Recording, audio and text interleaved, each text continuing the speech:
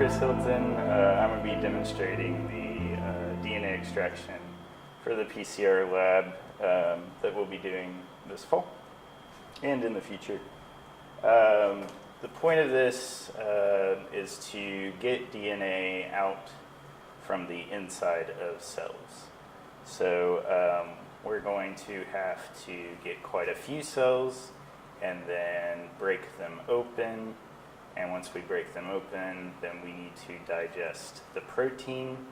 And then we will have a pretty pure sample of DNA in solution. So first I'm going to do a mouth rinse with saline. And that mouth rinse will pull cheek cells from the inside of my cheeks. And then I'll centrifuge down that mixture of saline and cheek cells, and this will concentrate our cheek cells so we can get a bunch of them. After we centrifuge, you'll get a pellet at the bottom of your tube, and we want to be careful with that pellet, but we're going to want to remove this liquid and then add more mouth rinse so we can spin down more cells. After we do that,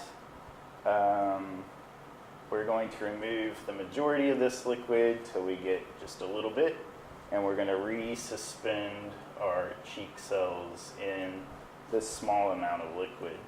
And then we're going to transfer that entire amount of liquid to a new tube where we have our glass beads and lysis buffer. These beads will help break up the cells, but they also have the protease on the beads. So we'll incubate them at 55 degrees so that protease can work. Let me back up. We should say, once we start lysing our cells, we really need to be careful with the lysate. Any sort of contamination of that lysate may result in the digestion of our DNA, and we don't want to do that. So our 55-degree incubation again will allow the proteinase K to work. We'll get rid of our proteins, and then we'll just be left with DNA. But we want to kill that protease activity, so we got to incubate it again at 95 degrees. And then we'll centrifuge down the beads and the heavier parts of the pieces of cells, like the cell membranes, and then we'll centrifuge those down. And at the end, we'll have a tube that looks like this, where it'll be cloudy at the bottom and clear at the top. And we just want to take some of the liquid from the top and add it to our PCR tube. So I'll show you how that's done. So the students will be rinsing their mouths with some saline. We've made it in a plastic bottle, drinking bottle that has not touched any lab equipment.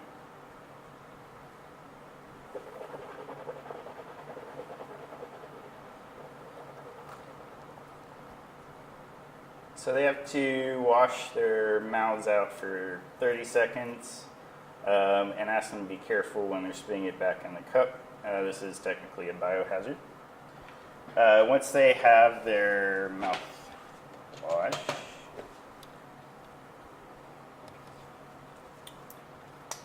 we're going to pipette that mouthwash into a tube. And I'm going to pipette 1 milliliter in here, and then ask them to kind of not let the tip touch the table, because like I said, it is a biohazard. You can also have them use these 2 mil pipettes. Just make sure they only pipette 1 mil. We don't want to overflow our tubes. And again, they can slide these tubes back in the sleeve to make sure that the saliva doesn't get everywhere. Okay, so I have 1 mil of mouthwash in this tube, and I just have water in here as a blank. If you have an odd number of samples, you will need a blank. Just fill it up with 1 mil of saline or water, whatever you have. All right, one last thing. Before you let the students put the tubes in the centrifuge, you do want to label the caps. I've labeled mine S for sample and B for blank. And you do want to make sure your centrifuge is balanced, so I'm putting them opposite from each other.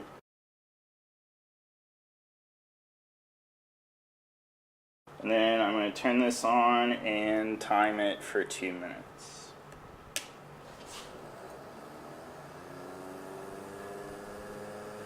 The centrifuge should make about this much noise. If it's making more noise, it's unbalanced and someone's gotten their volume of liquid inaccurately.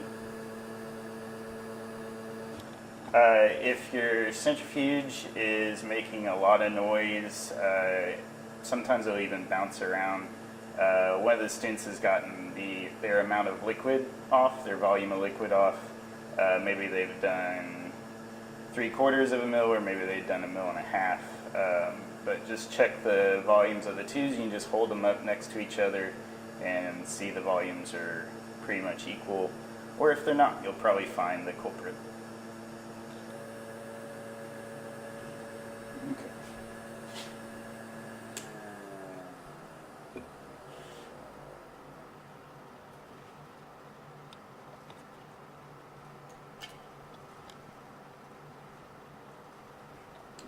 So after your centrifugation, you should see a small pellet. This is actually a little smaller than I would like, in the bottom of the tube.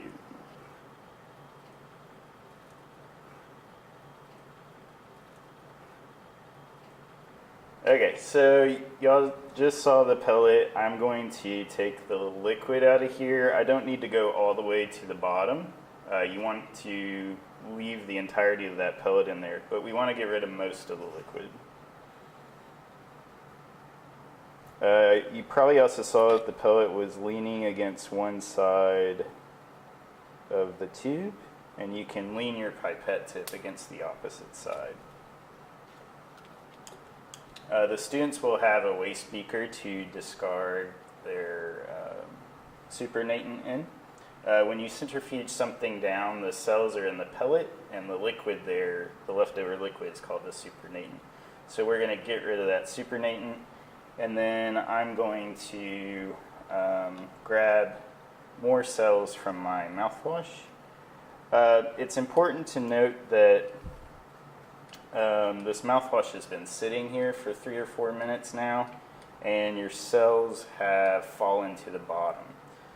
So your students need to mix this stuff up again, and they can do that by pipetting up and down, or you could possibly swirl the mouthwash.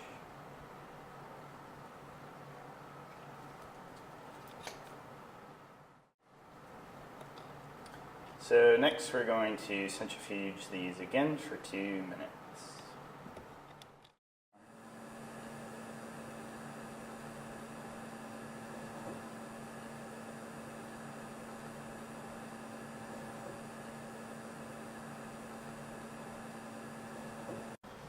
Okay, yeah, the pellet's bigger now.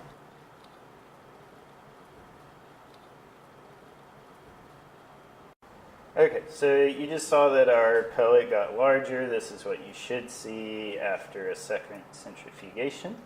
Once again, we are going to remove the supernatant, and you want to be careful. I'm going to leave about 100 microliters in here. There's a line on the microcentrifuge tube. There we go. And then with the remaining liquid, I'm going to resuspend it. You can do this 2 ways, but I like to use the vortex. Okay, so I have my pellet here. I have not disturbed it. I removed the supernatant down to about 100 microliters. And now I'm going to resuspend the cells using the vortex. You just touch the microcentrifuge tube down on the pad here, and it's going to vibrate this tube and resuspend the cells. And I'm going to do it in pulses. I don't want to break open my cells just yet.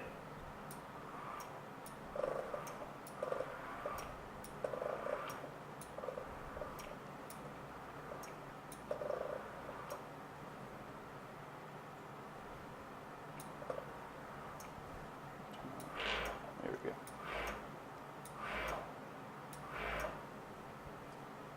So when I'm looking at the tube, I'm looking for essentially a homogeneous mixture. It should be cloudy throughout, and there shouldn't be any clumps. So that's what I'm looking for when I check this. And if it's clumpy, just touch it to the vortex a few more times. This looks good to me. It is well mixed. I'm going to transfer my cells from this tube where I resuspended them into this tube where we have our instagene matrix. The matrix part is talking about the glass beads with the protease on it. Here you want to grab all your cells, so the entirety of the liquid. And I'm going to add it to our instagene matrix. And I'm adding everything in the pipette tip into that matrix. So this is the tube we're going to work with for pretty much the rest of the isolation. In here we have cheek cells, we have lysis buffer, and we have the beads with the protease. So now we need to lyse our cells and activate the protease. Okay, so this is my tube with my cheek cells and my instagene matrix. The first step you want to do is really mix this stuff together. When you vortex it this time, you can just hold it down. It's okay if we break some cells open now.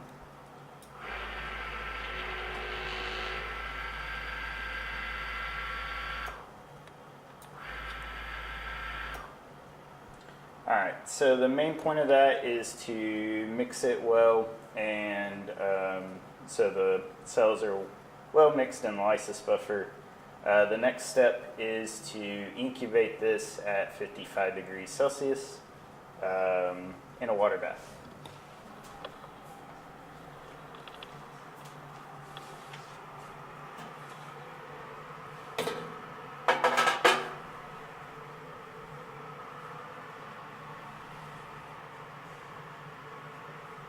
Okay, I've set my timer for 5 minutes.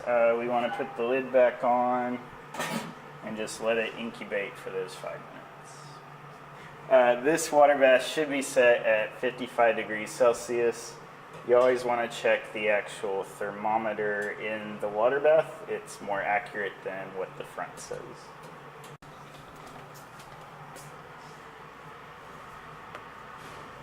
Okay, so my timer just went off. We've got to take these samples and vortex them again.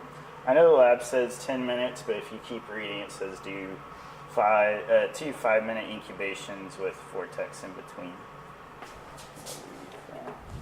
So again, I'm going to vortex it, and I'm just going to let it sit there. I'm going to vortex it for about 30 seconds.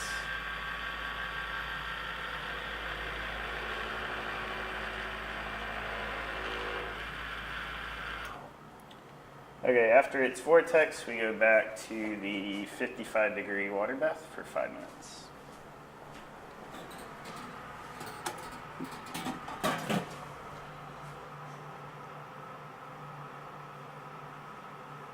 All right, our timer's going. Okay, the timer just went off. The little protease in there has done its job. Most, if not all, of the proteins should be digested now.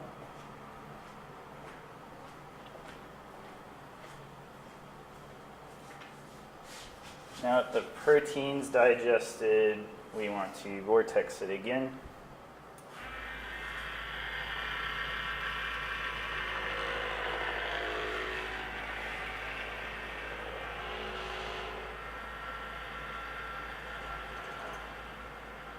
Okay, so we vortex for about 30 seconds, and I'm going to take these cells to the 95-degree water bath so we can inactivate the protease.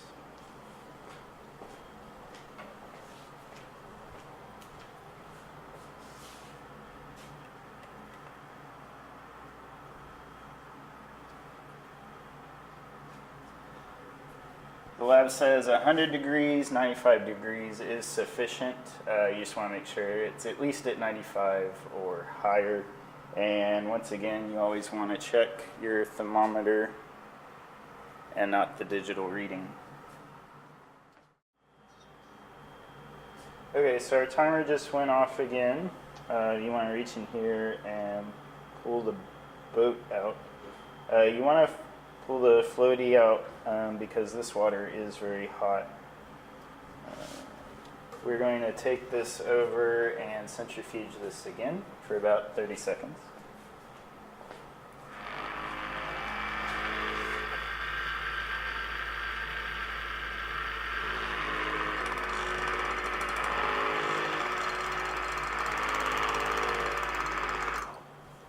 Okay, those cells should be well beat up and broken up.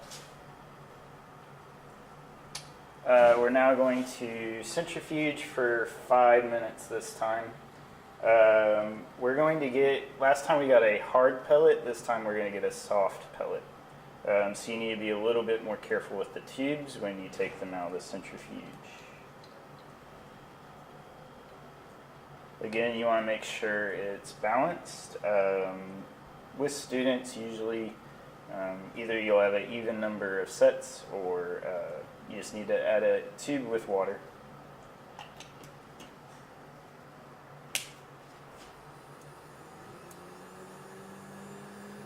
Alright, so if you do need to make a balance, you want to check the volume of your tubes. You want to get as close to that volume as possible. Because my blank just had water in it, it was a little short, so I added more water to bring it up to the volume of the samples. Alright, so our 5 minutes is up. Like I said, you have a soft pellet here, so you want to be really careful with the tube.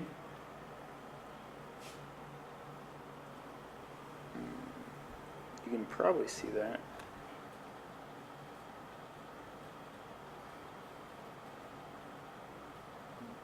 Okay, so the beads for the next step for the PCR will completely destroy that reaction. So for this next part, you want to make sure you only get liquid and you do not get beads. The beads are going to be in that pellet, so do not disturb the pellet. Another important thing about this, we want to keep this as sterile as possible. Any contamination, bacteria make DNases. These are enzymes that will chew up your DNA, and that would make your PCR reaction not work. So we want to be as sterile as possible and also only get liquid. Do not disturb the pellet. I'm going to use a P200 and a filtered pipette tip. You can tell it's filtered because of that white filter right there.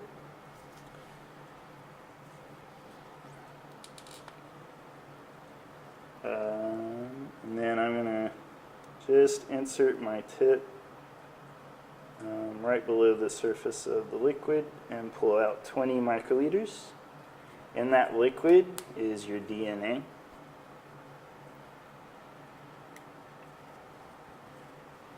And I'm going to transfer this liquid. I'm going to transfer this liquid to a PCR tube.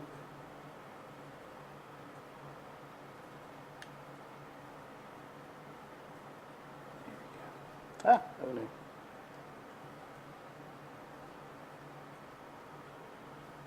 Okay. So now I've got my DNA sample in the PCR tube. It's a tiny tube. You want to ask your students to label the lid of this tube and the sidewall.